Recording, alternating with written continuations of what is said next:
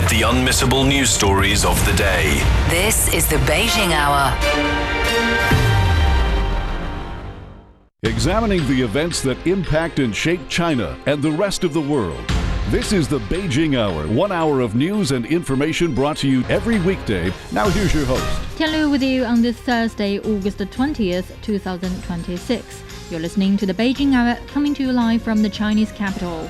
On today's program, US President Donald Trump has threatened to unleash crushing economic pressure on Iran, accusing Tehran of failing to take the chance to make a deal.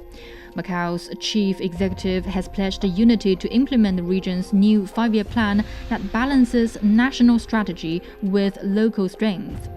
And the U.S. national debt has surpassed $40 trillion for the first time, a milestone reached a month earlier than expected. In business, China will support 3 million industrial workers in further education and skills training by 2030. In sports, Barcelona beat Al Ahly 2-1 in the Juan Gamper Trophy to finish pre-season. And in culture and entertainment, Asia's largest pet show kicks off in Shanghai. Now checking today's top stories. US President Donald Trump has threatened to impose what he calls the most crushing economic operation ever on Iran. Trump has accused Tehran of failing to take the opportunity to make a deal. He also says talks with Iran could start again at some point, adding that Washington's priority is to prevent Iran from developing nuclear weapons. Media reports say Iran has considered attacking US military targets in Europe if the war escalates. NATO says it is prepared to face any threat. James Goodison sent this report from Washington, D.C. Well, from NATO's point of view, they've effectively given a short, sharp statement saying they are prepared and ready, and also pointed to the fact that they've already shot down no less than 4 ballistic missiles that were being fired towards Turkey by Iran during the course of this conflict. These reports initially surfaced in the Financial Times, which spoke to insiders from Iran, who said that 2 of the possible options were a base in Bulgaria, which isn't a US base but was used by US forces as part of their attacks on Iran, and separately the British RAF base in Cyprus, RAF Akrotiri, which was hit by a drone believed to have been fired by one of Iran's proxies during the conflict as well. Speaking to analysts, the sense effectively is that while Iran can reach bases populated by US forces in Europe, it's unlikely to cause that much damage because of the distance. They'll have to have less of a payload in their missiles. There were no less than 10 bases in southern Europe of the US, which could possibly be targeted. But, you know, this just gives a sense from Iran's point of view that they are doubling down, that they aren't willing to come to the table to make concessions to the Trump administration, who for their part are trying to tighten the economic screws on Tehran. We've heard the report there about the UAE cutting off ties with Iran. That will hurt them further. That's all part of President Trump's so-called plan to shift from epic fury, which was the name he gave the military operation, to economic fury. But what we are expecting this week is announcements from the Treasury Secretary Scott Bessent on further economic sanctions on Iran. That was James Goodison in Washington. The United Arab Emirates has suspended trade with Iran, accusing Tehran of firing missiles at the UAE. It triggered a missile alert across the country on Tuesday, the first in 4 months. Iran has denied involvement, calling the strikes a false flag operation. A top Iranian general has warned countries against assisting the US military, adding that Iran is monitoring every movement in the region. Esin Kivani reports from Tehran. This is now the second time in just 3 days that Iran has cried foul over so-called false flag operations. We saw the same thing play out in Iraq's Kurdistan region, where Tehran denied playing any part in drone attacks, despite plenty of questions remaining. But when it comes to the UAE, the stakes are on a whole different level. Yes, the UAE is Iran's second largest trading partner, but more than that, it has long been a kind of critical lifeline for Tehran, especially when it comes to finance, imports, and everyday commercial dealings. A huge number of Iranian private companies and factories have set up offices in Dubai and other Emirates, using these bases to keep trade flowing and bypass international sanctions. And let's not forget the exchange houses, many of which have quietly helped Iran keep its banking ties with the rest of the world alive. Now, if the UAE decision is firm and the country sticks to this new decision, Iran's economy could be in for another major shock, losing these breathing channels, especially with the US blockade already making imports through the Persian Gulf nearly impossible, would be a heavy blow. After the recent 40-day war, when Iran launched hundreds of missiles and drones towards the UAE, Abu Dhabi has already put a ban on tourist visas for Iranians. Now we have this on top of it. So what was once a practical backdoor for Iran's economy is now looking more like a closed door. That was Ehsan Kivani in Tehran. The U.S. war against Iran continues to affect global oil and gas supplies. While the UAE has now suspended all trade and financial transactions with Iran, the war is also having a significant impact on overland trade in the north. Holdaway reports from the Iraq-Iran border. Winding through the Zagros mountain range, about 3.5 hours drive from Erbil, the capital of Iraqi Kurdistan region, lies Haji Omaran, one of the main border crossings between northern Iraq and Iran. For communities on both sides, this is far more than a border crossing. It is an economic and social lifeline, connecting families, businesses and communities across the frontier. But the war in Iran has disrupted that lifeline. After the war, the transfer between the border decreased so much, but still we have some trade. Those crossing the border are also offering a glimpse into what life is like on the other side, as people and goods move between the two countries amid the continuing uncertainty. The board crossing has become less and less, not like before. Iran's currency is very low value because of the inflation, and unless we have guaranteed work here, we cannot afford to come. Haji Omaran was closed to commercial traffic when the US-Israeli strikes on Iran began on February the 28th. Although the crossing has since been reopened, trade has yet to return to its previous levels. With the ending of the Memorandum of Understanding on Monday, and with the failure to establish diplomatic talks between Iran and the US, and both militaries remaining on high alert, there is an increasing risk of this border behind me closing again, with severe consequences for both Iran and Iraq. In the nearby scenic town of Cholman, the economic impact has been particularly severe. Local businesses rely heavily on the steady flow of people and goods across the border, meaning any disruption to cross-border movement is felt almost immediately. Our work became very bar. We cannot do anything because of the sound of drones and missiles. We hope to God that things might get better again. Because of the sound of the drones, missiles and fighter jets, people do not dare to come out of their houses. There are so many people crying in their houses because of these horrible sounds. The Trump administration initially said the war with Iran would be over within 4 to 6 weeks. Yet 6 months on, thousands have been killed, and the economic fallout is continuing to ripple far beyond the battlefield. With the conflict still showing no clear signs of ending, communities along this border remain caught in the uncertainty. That was Owen Holdaway reporting.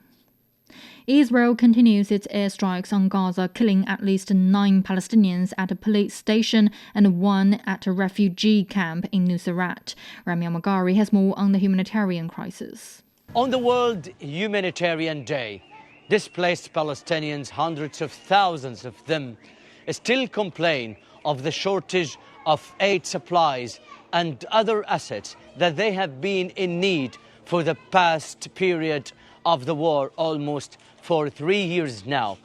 This is the situation. They say they are living in desperate conditions as they complain of the lack of aid supplies, lack of hot meals, especially for the past 5-6 months.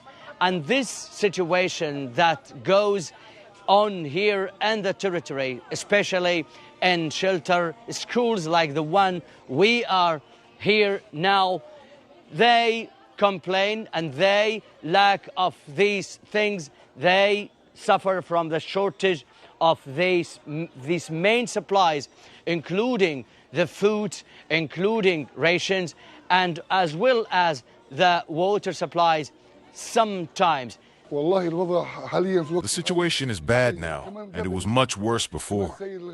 We struggle to find food and water. As I speak to you, my home is almost empty. There is no food for the children and no drinking water. I became ill from lighting fires for cooking, using foam and paper to heat water or milk just to ease my children's hunger. My son is only 10 months old, and I've had to give him boiled water. We can't afford bread, biscuits, or other food because we simply don't have the money. This situation actually goes or comes against the backdrop of local reports here issued by the local authorities suggesting that since October of last year, actually the aid supplies that have entered the territory are only 35% of the quantities that were supposed to enter since the ceasefire was reached in October of last year.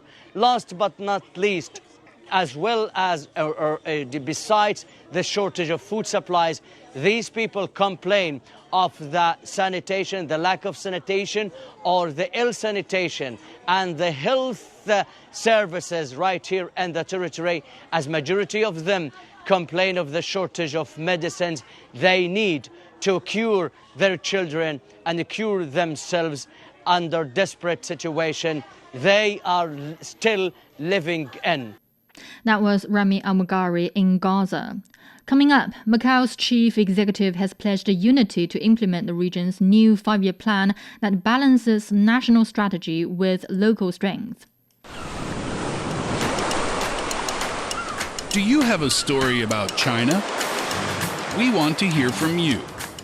Maybe China has become your second home. Maybe it has brought you new friendships, creative partnerships, or a new path in life. We are inviting people from the US to share their real stories and experiences with China. No expertise needed, just your authentic voice. Your story could be featured in our Hello from the Other Shore podcast coming this September. Share your name, city, and story with us. Email us at radio@cgtn.com. Now it's 12 minutes past the hour. The Macau chief executive says the special administrative regional government will unite all sectors of society to implement the newly released third 5-year plan for economic and social development and advance the city's development. Sam Ho-Fai says the plan closely aligns with the national 15th 5-year plan while taking Macau's unique characteristics and advantages into account. In terms of the formulation of the plan, we are basing it on Macau's actual circumstances, reflecting and improving the executive-led system. So the executive, legislature, and judiciary are coordinating together. In terms of the content, we are also setting it up according to Macau's own characteristics. We have the advantage of one country, two systems. The advantage of one country, two systems is something that must run through the formulation of our third 5-year plan. We need to take into account the positioning given to us by the country as one center, one platform, one base, and one highland, and combine that with Macau's unique status and advantages. So this is something we must consider in terms of the content. Sam also explained the principles they followed when they formulated the plan. When we formulate the third 5-year plan, one overall principle is to have two benchmarks. The first is to benchmark against the requirements for Hong Kong and Macau set out in our country's 15th 5-year plan, and the requirements for Macau to serve the overall development of the country. In Macau's plan for the next 5 years, we need to align ourselves with the country's development plan. As a member of the Guangdong, Hong Kong, Macau Greater Bay Area, when we formulate the plan, we hope that in terms of setting the tasks and ensuring the implementation of key projects, we can benchmark against neighboring regions and enhance coordination with them. He added that the starting point and ultimate goal is what he called a blissful Macau, which aims to improve people's livelihood, social security, and a sense of happiness, fulfillment, and security. Officials in Macau say the special administrative region will align with China's national strategies while leveraging its unique advantages to advance various sectors and contribute to the country's high-quality development. Chan Tse-king is Macau's security secretary. In the third five-year plan, effectively safeguarding national sovereignty, security, and development interests is the first basic principle that the SAR government must follow. It is also the first work objective and task that must be promoted and implemented. In safeguarding national security, there is only the responsibility of one country. There is no distinction between two systems. The SAR government will certainly implement the comprehensive national security outlook, continuously consolidate the national security barrier, and firmly build a security foundation to ensure the steady and sustained implementation of one country, two systems. Economy and Finance Secretary Ng Wai-han says the advantage of relying on the motherland while connecting with the world provides Macau with confidence and driving force for its economic diversification. Under the framework of one country, two systems, Macau can both deeply integrate into the overall development of the country and maintain a high degree of openness to the outside world. This unique advantage of relying on the motherland while connecting with the world is where the confidence and driving force for Macau's appropriate economic diversification lie. The Guangdong-Macau In-Depth Cooperation Zone in Hengqin provides Macau with broad space for development and major opportunities. Guangdong and Macau will continue to improve the management system of joint consultation, joint development, management, and shared benefits. Through the integrated development of Macau and Hengqin, we can achieve Macau platform plus international resources plus Hengqin space plus shared outcomes, injecting a steady stream of new momentum into Macau's appropriate economic diversification. Social Affairs and Culture Secretary O Lam expressed a hope to provide a demonstration for the integration of education in the Guangdong, Hong Kong, Macau Greater Bay Area. The SAR government will take the Macau Hengqin International Education University Town as a vehicle and actively support higher education institutions in extending and laying out their educational resources, key laboratories, and research platforms in Hengqin. We want Macau and Hengqin to become an important engine for the aggregation of talent, technological innovation, and industrial upgrading in the Greater Bay Area. We hope to achieve the goal of research and development in Macau, transformation in Hengqin, and sharing across the Greater Bay Area, providing a pioneering demonstration for the integration of education in the Guangdong, Hong Kong, Macau Greater Bay Area and high-level opening up to the outside world, and contributing Macau's strength to the country's high-quality development. Transport and Public Works Secretary Tam Bai-man says they will build a cross-border transport network between Macau and Hengqin of the mainland. The country's support for the development of the Guangdong-Macau In-Depth Cooperation Zone in Hengqin is, at the most basic level, aimed at Macau's long-term development and at seeking greater well-being for its residents. Over the next 5 years, the transport and public works sector will build a multi-level cross-border transport network between Macau and Hengqin, with railways as the backbone, roads as the mainstay, and water transport as a supplement. This will help make connectivity between Macau and Hengqin more convenient, accelerate the integrated development of Macau and Hengqin, and enable Macau to better integrate into and serve the overall development of the country. Macau unveiled its third five-year plan for economic and social development from 2026 to 2030 on Tuesday. The Yangtze River Delta region in East China has become one of the most innovative areas in the world. President Xi Jinping chaired a symposium on advancing the integrated development of the region 6 years ago. He called on the region to take the lead in scientific and technological innovation. Wu Bing has more on the strategy and the breakthroughs in recent years. At 2026 World Artificial Intelligence Conference held in Shanghai this July, a list of key products and applications of the Yangtze River Delta region was released.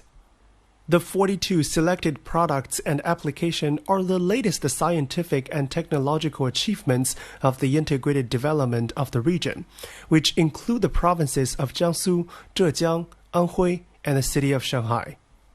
In 2018, the integrated development of the Yangtze River Delta region became a national strategy.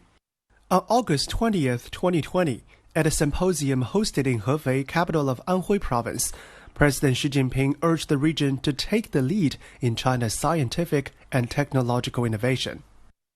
For the past 6 years, the region has been breaking geological and administrative barriers and collaborating together more than ever. One clear example is the development of embodied intelligence. The region now has the most humanoid robot companies in China, including some of the most famous robots in the world. Overseas, we have three main regional markets: Europe and the US, the Middle East, and parts of East Asia, such as Japan and the Republic of Korea. These markets are all very interested in robotics. This comes from the complete industrial chain in the region. Many of the upstream and downstream companies are located within the 1-hour transportation circle. In Suzhou, Jiangsu province, just about 100 kilometers from Shanghai, I visited one company that is now working on its latest dexterous hands. Well, it's my first time to control this magic hands. I feel quite nervous now.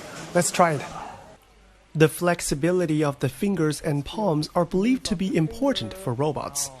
And the deep connectivity of the region makes it possible for the company to find what they need as fast as possible. If I place an order here today, many of the materials can be delivered within a week, allowing us to upgrade our products quickly. That's why so many companies choose to stay and grow in Jiangsu. Data collection is also vital for robotic development. Now, a research institute in Zhejiang province has been doing this and feeding companies in Shanghai to make their robots smarter. Like humans, just having the body is not enough. A robot also needs the ability to see, to hear, to speak, and to touch. At the Sensor Valley in Bengbu City, Anhui province, one of the core technologies is MEMS, short for micro-electro-mechanical systems. These components are tiny, lightweight, and extremely sensitive, playing a crucial role in how robots perceive and interact with the world around them. Today, over 200 enterprises have clustered in our province, effectively reducing reliance on imports for high-end MEMS chips and core sensors. Moving forward, the three provinces and Shanghai will continue to work as one, like fingers clenched into a fist, and to sharpen the competitive edge of the region's humanoid robotics sector. In the first half of 2026, the GDP growth of the Yangtze River Delta region reached an average of 5.5%, exceeding 17 trillion yuan, or about 2.5 trillion US dollars, taking about a quarter of the country's total. By now, the total expenditure on research and experimental development of the region accounts for over 1/3 of the country's total. That was Wu Bing reporting. Sierra Leone's Minister of Information and Civic Education has called for deeper media and technology cooperation between Africa and China. In an exclusive interview with CGTN Radio, Chen Ba says stronger exchanges can help the two sides tell their own stories while harnessing the opportunities brought by emerging technologies. I think China is a shining example on how to tell your own story and not to allow different narratives to define who you are. China has chosen its own path. It's told its own stories over the years, and it's built its own narrative and its storytelling tools through different forms of media. We want to be able to learn from that. Our desire is to tell our African story, is to tell it in our own words. So we want this partnership to help us mutually. Barr says artificial intelligence is already transforming media production in Sierra Leone by making content creation faster while also creating new challenges ranging from misinformation to deep fakes. He says Sierra Leone is developing policies and guidelines for the ethical use of AI and sees China as an important partner in that process. We're developing different legislation as well in the Ministry of Information to be able to help the media to think about what is the ethical use of AI and how we can do trainings and all of that. That's also where I think there's an opportunity for us to learn from China, because China is so much further ahead and advanced in terms of embracing AI, in terms of leading basically in the global race on AI. I think China is pretty much ahead on that. So we hope, again, in this relationship, that is one area we can get real tangible collaboration and partnership with China. Barr says cooperation could extend further into film production, broadcasting and other creative industries, with Sierra Leone seeking more training, equipment, exchange programs and co-productions with China. Coming up, the US national debt has surpassed $40 trillion for the first time, a milestone reached months earlier than expected. You've been listening to programs from CGTN Radio. CGTN Radio. We invite you to visit us online for more audio, pictures, and in-depth reports. At radio.cgtn.com, you can access a wide range of programs and find your favorite news, talk, features, entertainment shows, and podcasts. Hear the difference with CGTN Radio. Now it's 26 minutes past the hour. The US Treasury Department says the national debt has surpassed $40 trillion. The grim milestone comes months ahead of projections by the Congressional Budget Office and has alarmed many economists, what Morris reports. $40 trillion breaks down to about $117,000 for every single person in the U.S. And according to the Peterson Foundation, the United States spends about $2.8 billion a day on net interest payments, making it the fastest growing part of the federal budget. That means American taxpayers are spending over $1 trillion a year in interest on the national debt. That's more than the U.S. spent on national defense last year and more than the government spent on public elementary and secondary education in 2024. So why is that important? Experts say the rising interest can reduce the money available for public investment projects. Rising debt can slow economic growth by stalling business investment and freezing wages. It also increases the likelihood of a large financial crisis.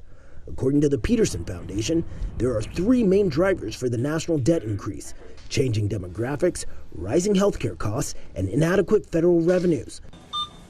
The U.S. government does not collect enough tax money to cover spending, and with Americans expected to live longer on average, the aging baby boomer generation will place a financial strain on government spending programs like Social Security and Medicare.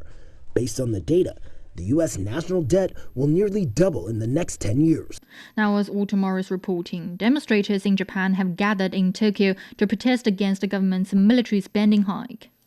I oppose any policy that could spark war, because if money is spent on such things, it feels like we are rushing headlong toward conflict. I want this practice to stop. Japan is already suffering from heavy rains, earthquakes, and various other disasters. Instead of allocating funds to address them, the government is pouring money into military buildup and military-related sectors. I sincerely hope this will come to an end. Fundamentally, we oppose war and hope to uphold Article 9 of Japan's constitution.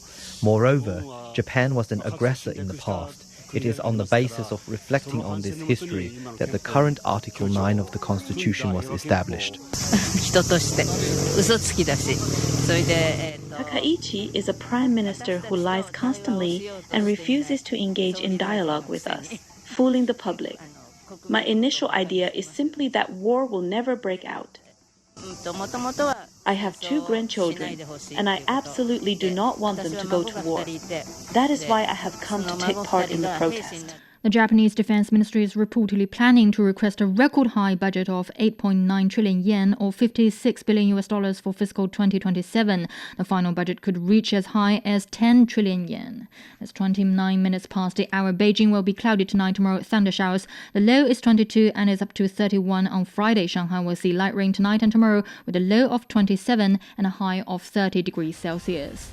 Now it's time for a short break. So far this hour, US President Donald Trump has threatened to unleash crushing economic pressure on Iran, accusing Tehran of failing to take the chance to make a deal. Tianlu with you. Stay with here on the Beijing Hour.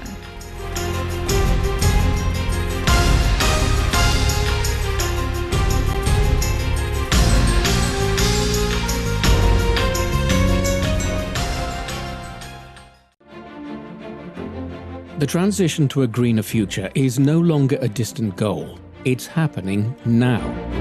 In power plants, factories, farms and cities across China. As the world grapples with climate change, energy security and the growing demand for electricity, China is searching for new ways to cut emissions while keeping its economy moving.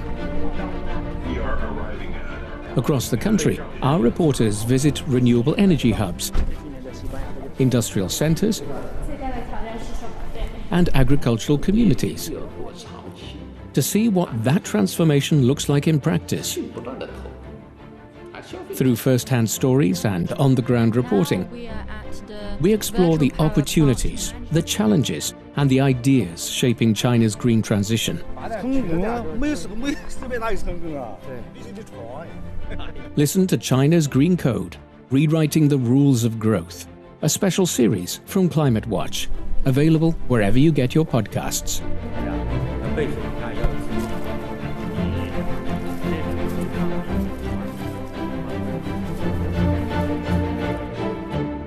Examining the events that impact and shape China and the rest of the world. This is the Beijing Hour, 1 hour of news and information brought to you every weekday. Now here's your host. Tianlu with you on this Thursday. Still to come, in business, China will support 3 million industrial workers in further education and skills training by 2030. In sports, Barcelona beat El Ali 2-1 in the Joan Gamper Trophy to finish pre-season. In culture and entertainment, Asia's largest pet show kicks off in Shanghai. To contact us, you can email radio@cgtn.com or follow our X account @cgtnradio. You're also welcome to subscribe to our Substack newsletter Beyond Beijing for the world's biggest stories, along with sharp insights and exclusive analysis. But first, checking today's headlines. Chinese President Xi Jinping has congratulated Hakainde Hichilema on his re-election as president of Zambia. In his message, President Xi said China-Zambia political trust has deepened and cooperation has produced fruitful results in recent years. The Chinese president expressed his readiness to work with Hichilema to strengthen traditional friendship, enhance mutually beneficial cooperation, and advance the comprehensive strategic and cooperative partnership between the two countries. Visiting Chinese Foreign Minister Wang Yi has expressed a hope that South Korea will pursue a friendly policy toward China and work to strengthen bilateral ties. Wang made remarks Thursday during a meeting with South Korean President Lee Jae-myung. He said the 35th anniversary of diplomatic relations next year could provide an opportunity to further advance the China-South Korea strategic cooperative partnership. The South Korean president said closer strategic cooperation is conducive to the interests of the two countries, as well as regional peace and stability. The South Korean president also said he looks forward to attending the APEC Economic Leaders meeting in Shenzhen this November and working with China to further advance their strategic partnership. The Chinese foreign minister also met South Korea's top presidential national security advisor, Wee Sung-lak. China has extended its 240-hour visa-free transit program to Kyrgyzstan and Vietnam, which takes effect on Thursday. This brings the total number of countries eligible under the policy to 57. The National Immigration Administration says citizens of the two countries are now allowed to enter China through any of the 65 ports without a visa and stay up to 10 days before heading to a third destination. Meantime, the two countries also added to a 30-day visa-free entry policy for Hainan province. The addition means the regional program is now open to a total of 61 countries. A fire has left 8 people dead and 3 others injured at a ground-floor commercial outlet in Qinhuangdao City, Hebei Province. Firefighters, police officers, and medical personnel have arrived at the site for the rescue operation. The fire broke out early Thursday and has been extinguished. The 3 injured have been sent to hospital for treatment. Further investigation into the fire is underway. UN Secretary General Antonio Guterres has raised concerns over reports of new Israeli settlement outposts in the occupied West Bank, calling on Israel to stop further settlement activity. UN spokesman Stefan Dujarric says Guterres is particularly concerned about settlement plans in an area east of Jerusalem known as E1. He's particularly concerned about the developments related to these E1 settlement, which would effectively sever the connection between the northern and the southern West Bank. As such, it would have severe consequences for the territorial integrity of the occupied Palestinian territory and present an existential threat to the two-state solution. Guterres is calling on Israel to stop further action and follow relevant UN resolutions and an International Court of Justice opinion issued in July 2024. The court said Israel must immediately stop all new settlement activity. Meanwhile, the UN says Israeli forces have launched an operation near Hebron, placing about 40,000 Palestinians, including children, under curfew. This is having an immediate humanitarian impact because people cannot replenish supplies, access essential services, or just get to their workplace. About 7 Palestinian homes have also reportedly been used as interrogation centers after Israeli forces confined families to single rooms. The UN says all security operations must respect international law and protect civilians. More than 700,000 Israeli settlers live in the occupied West Bank and East Jerusalem. Much of the international community considers the settlements illegal and an obstacle to peace. You're listening to the Beijing Hour. Coming up in business, China will support 3 million industrial workers in further education and skills training by 2030. The Beijing Hour, your window on China and the rest of the world. 36 minutes past the hour, turning to business. Stock markets on the Chinese mainland closed higher on Thursday. The Shanghai Composite was up more than 0.2%. The Shenzhen Component gained almost 0.6%. Precious metal and medical service shares led the gainers. In Hong Kong, the Hang Seng Index rose almost 0.8%. Japan's Nikkei increased nearly 1.4%.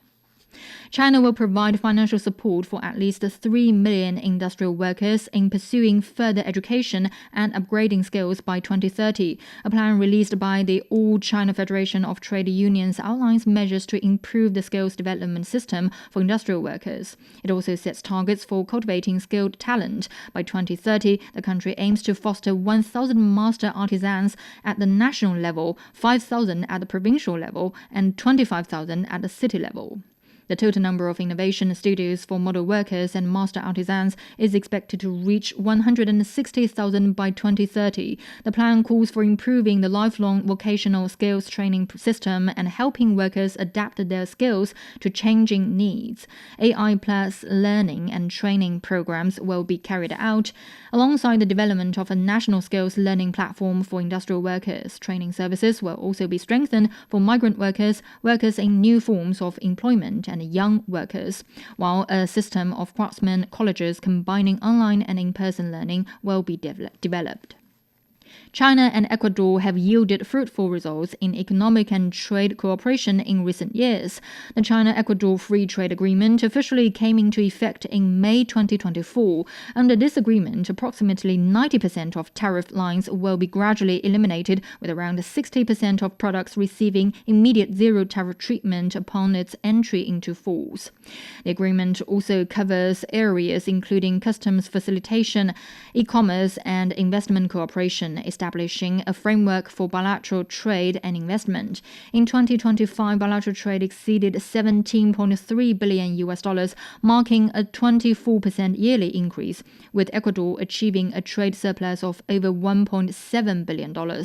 This momentum continued into the first half of this year. During the 6 months, bilateral trade volume exceeded $9.8 billion, registering a more than 20% increase on a yearly basis. For more, Joe Fang spoke with Magali Caicedo, president of the Ecuadorian Chinese Chamber of Commerce. President Magali Caicedo, thank you for making time for our program.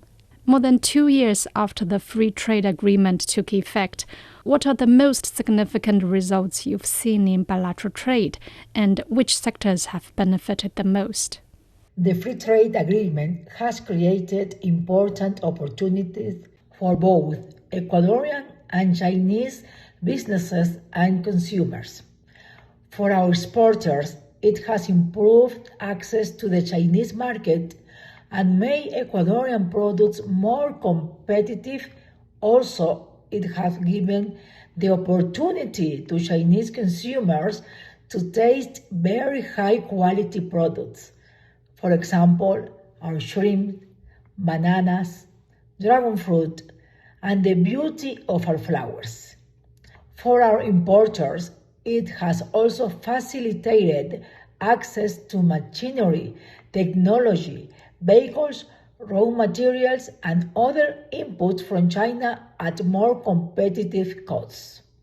For Ecuadorian consumers, the agreement means greater variety, more competition, and access to innovative products. But I believe the greatest benefits is that FTA has created a stronger platform for a long-term economic relationship between Ecuador and China, based not only on trade, but also on investment, technology, and cooperation. Sugar continues to be our main export to China, while the mining sector, particularly copper and gold, also banana, have also shown very significant growth. At the same time, Ecuador imports machinery, technology, vehicles, and productive inputs from China. So we are seeing a relationship that works in both directions. However, our next challenge is very clear. We need to diversify Ecuador's exports and create opportunities for more products and more companies, especially small and medium-sized business. We know global trade tensions and protectionism are increasing. How important is it for Ecuador to deepen its economic and trade cooperation with China?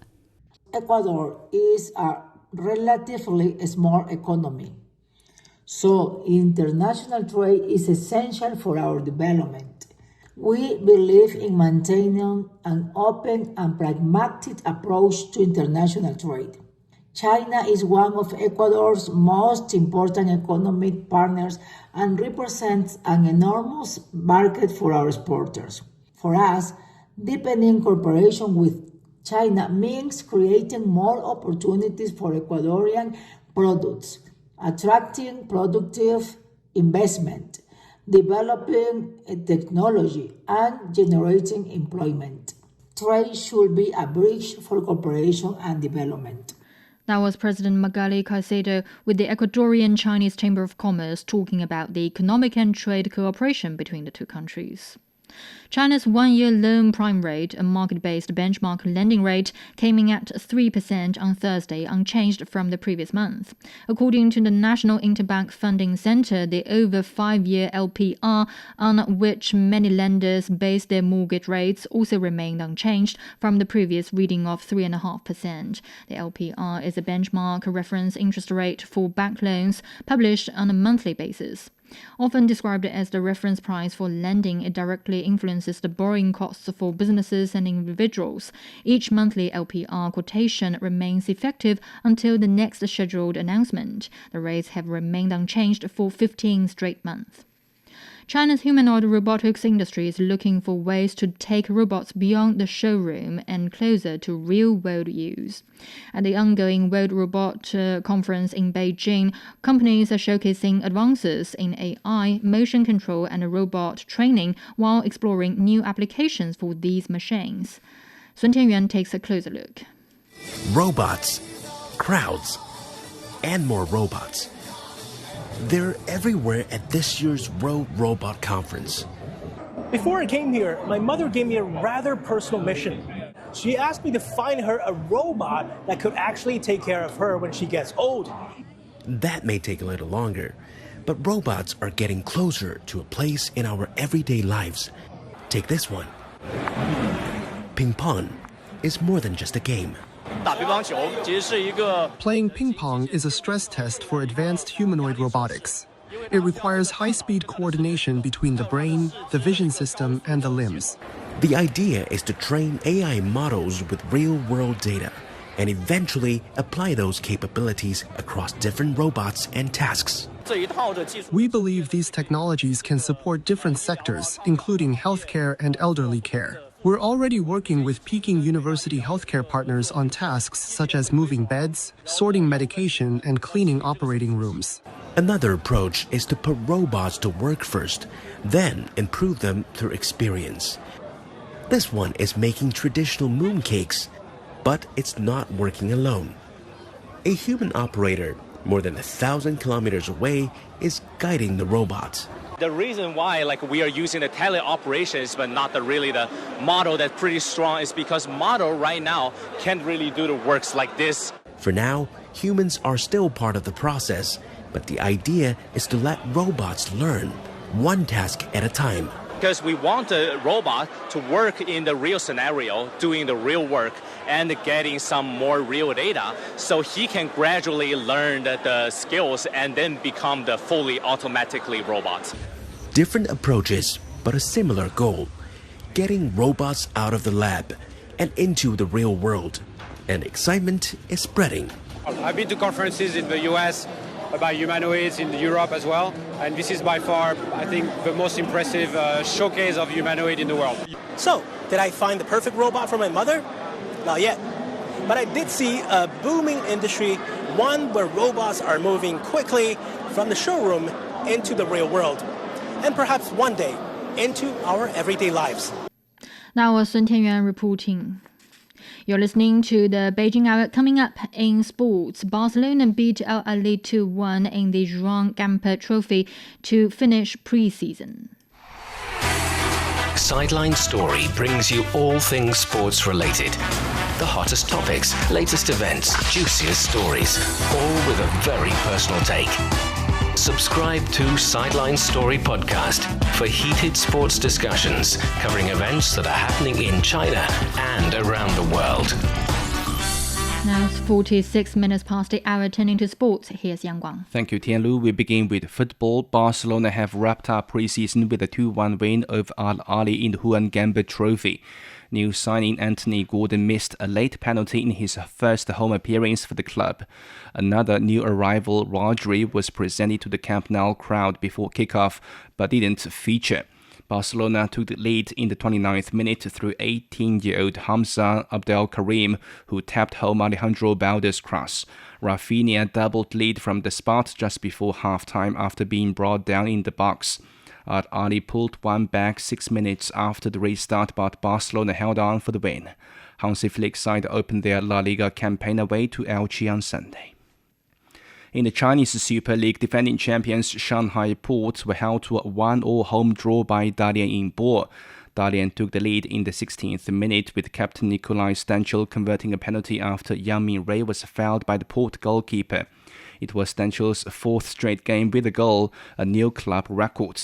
Shanghai were awarded a penalty 7 minutes from time, but Wei Zhen missed from the spot. The hosts finally salvaged the point in stoppage time when Li Qingxiang headed home Liu Zhuren's pinpoint cross. Dalian now sit 6th, while Shanghai Port have dropped to 8th. China's U17 women's team cruised past Manchester City 3-0 to complete a perfect group stage campaign. He Hanru opened scoring in the 29th minute with a low finish before Li Qingxian doubled lead after a cross from Wu Yichen. Substitute Wang Chenxi sealed win in the 89th minute with a fine solo finish. Head coach Ma Xiaoxu says she will stick with her rotation strategy against Arsenal U17 in the semi-finals. We went back to our usual three center-back formation today, but we didn't really follow the tactical plan as well as we could have. That said, our approach is always to focus on ourselves. We don't change too much based on who we're playing. We just try to do what we do. The team is preparing for the FIFA U17 Women's World Cup in Morocco that begins on October the 17th. China have been drawn in Group E alongside the United States, Samoa and Kenya. English footballer Harry Kane has collected the European Golden Boot. Yeah, I'd say this one feels better, to be honest. I think because of the season we had as a team last year, obviously winning the 3 trophies and winning the German Cup for the first time in a while as well. So the first year was amazing. To score that many goals in my first Bundesliga season was special. But I think scoring those goals but winning the trophies makes it definitely feel better for sure. The Bayern Munich striker scored 36 Bundesliga goals to finish as Europe's top scorer. It's Kane's second Golden Boot after he first claimed the award in 2024. Turning to badminton at the BWF World Championships in New Delhi, Chen Yufei cruised into the women's last 16, beating Ukrainian shuttler Polina Burova in straight games in just 30 minutes. In terms of ball control in the first set, the wind wasn't as strong as yesterday, but there was a crosswind that made the ball drift. That led to some poorly placed shots and missed hits. In set 2, it was slightly against the wind overall. I handled the ball control much better and created more chances for my own offense. Chen has already won major titles including Olympic, Asian Games, All England, Sudirman Cup and Uber Cup Gold. A world title would complete her career Grand Slam. Chen will face Ratchanak in Tanon in the next round for a place in the quarterfinals. Wang Zhiyi and Han Yue also advanced, putting all 3 Chinese women's singles players into the last 16. Meanwhile, all 4 Chinese mixed doubles pairs won in straight games. In men's doubles, third seeds Liang Weikeng and Wang Chang fought back from a set down to win 2-1. In men's singles, Li Shifeng remains China's sole representative after Shi Yuqi and Wang Hongyang were eliminated in the opening round. Li edged through with a 2-0 win. And finally, in tennis, Aryna Sabalenka's US Open title defense suffered another setback as the world number 1 was stunned by Czech player Sara Bajlek in the 4th round of the Cincinnati Open. Sabalenka led 5-1 in the first set tiebreak and 4-1 in the second, but Bajlek fought back to claim a shock victory. The defeat put Sabalenka's world number 1 ranking at risk, with Elena Rybakina able to overtake her by reaching the Cincinnati final. Sabalenka is chasing a 3rd straight US Open title, a feat last achieved by Serena Williams in 2014. In the men's draw, American Tommy Paul saved a match point to upset top seed Alexander Zverev in 3 sets. Thank you very much. That was Yang Guang with sports. You're listening to the Beijing Hour. Coming up in culture and entertainment, Asia's largest pet show kicks off in Shanghai. From north to south, east to west, people in China are chasing their dreams and leaving their mark. Want to know how they beat the odds and made a difference? Footprints brings you the true life stories of their journeys. Now it's 52 minutes past the hour, turning to culture and entertainment. Asia's flagship event for the pet industry is underway in Shanghai. The 28th Pet Fair Asia, running for 5 days, has expanded to a record 320,000 square meters, bringing together more than 2,600 exhibitors from around the world. With more than 500,000 visitors expected, the fair is not only a major marketplace for pet products, but also a window into changing pet culture as animals increasingly become part of everyday family life. The Asia Pet Fashion Week is also being held alongside the fair, featuring new product launches, pet fashion shows, and themed exhibitions that showcase the growing role of pets in urban culture. The music industry is becoming a test case for an economy transformed by generative AI, but perhaps it is hitting the wrong note. Wang Hui sat down with American singer and songwriter John Legend to talk about the essence of music making through his personal experience. As you know, AI is quite popular nowadays, and you've also spoken about AI on multiple occasions. You also called for AI music regulation. So please share with us, what can AI do in creating music nowadays? Well, I think a lot of music creators are using it as a tool to help them generate ideas, to help them produce and engineer records. And I think that's fine, but I still love the process writing myself and allowing myself to be inspired and writing based on my own experiences. So you are saying your song is inspired by your own true experience with your emotions involved in that. Yes, and I think there is something beautiful about human intuition, human creativity, human idiosyncrasies, the things that make us different and special. And I don't want to cede that creativity to a machine. I think our audiences, they still want human connection. They want to know the artist, understand their story, understand their emotions, and connect the music to that artist. And so I'm going to continue to create those experiences where my audience really can connect with me as an artist. So this is very valuable, right? This is something a machine can replace. That's right. Especially a live show, you know. I do a live show that's a solo show right now, where it's just me telling my story, playing my songs on the piano, and there's something so intimate and human about it. It makes me feel like AI can't replace me. No, they can't, definitely can't. Yeah, you are telling your own stories, expressing your own feelings, your true experience of your life. That's right. Yeah. And I think our audiences, in this age of so much technology and so much distance from each other, people are craving that intimacy and closeness. That was American singer John Legend. An exhibition in Anhui province is highlighting ancient China's quest to understand the universe.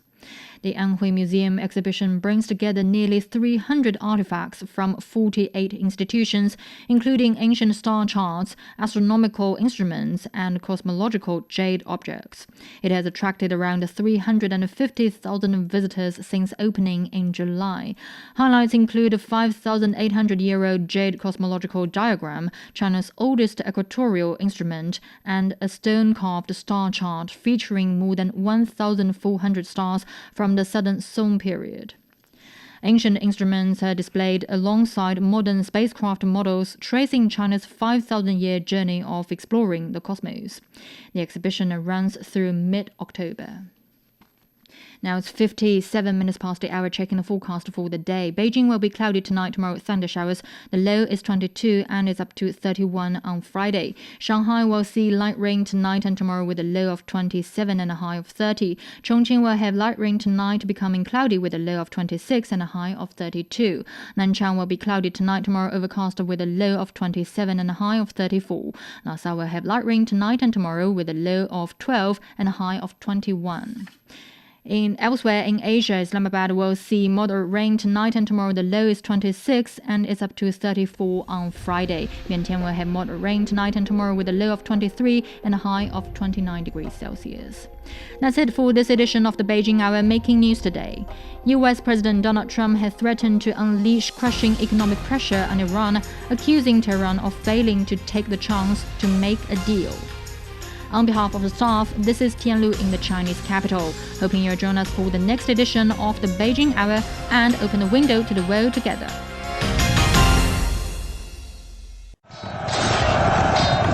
The best military commander is not he who fights 100 battles and wins every one of them.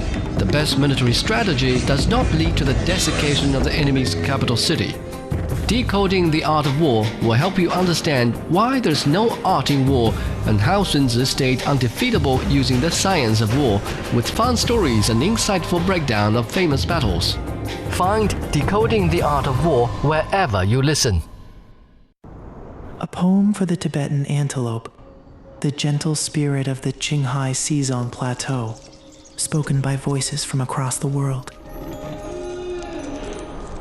Every spring, female antelopes migrate hundreds of miles to Zhuonai Lake to give birth, as we build gentle passages for their journey. Hello, little Tibetan antelope. Eyes opening to the light for the very first time. To see a world in a grain of sand, and a heaven in a wild flower. So much wonder calls for so much courage. But have no fear. The way home is right there, waiting for you. From the snows of Kunlun to to the winds of Tangula. The wilderness will teach me to be strong. But the call of life itself never ceases. A train runs toward the horizon. A road stretches through the wilderness. The bridge that soars through the clouds is no barrier across the land, but a gateway to where I truly belong.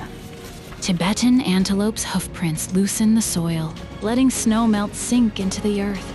Human presence passes through, but we've never walked this land alone.